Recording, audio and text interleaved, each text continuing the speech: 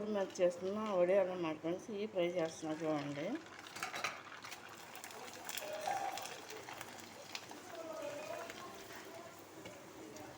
ఏంటంటే బీప్ రవ్వ పెట్టేసి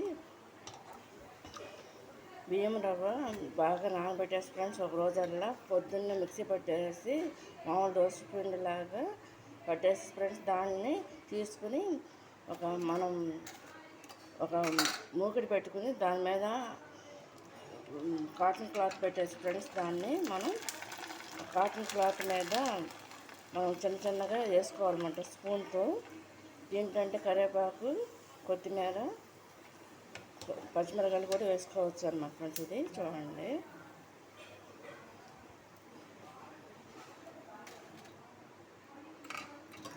వేసుకుని ఈ విధంగా ఎండలో ఆనబెట్టేసుకోవాలన్నమాట. ఇదేంటంటే ఓన్లీ ఆవిరి మీదే కుక్ అవుతాయి అన్నమాట ఈ వడియాలు. ఓన్లీ బీప్ పిండి. ఇందులో ఇంకా ఏం ఐటమ్స్ అంటే కొంచెం సాల్ట్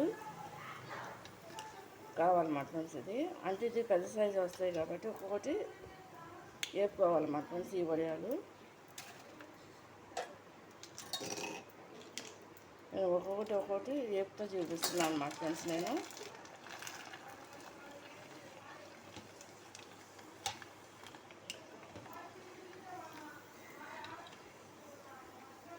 ఇది కనుక నచ్చినట్లు లైక్ చేయండి, షేర్ చేయండి, సబ్స్క్రైబ్ చేయండి.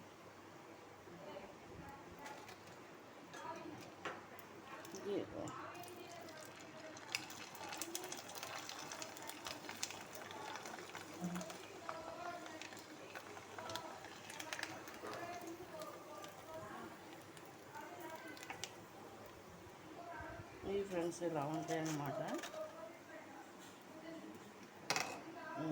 ఈ రైస్లోకి ఉపయోగిస్తారు అన్నమాట ఫ్రెండ్స్. ఇది కనుక నచ్చిన లైక్ చేయండి, షేర్ చేయండి, సబ్స్క్రైబ్ చేయండి. బాయ్.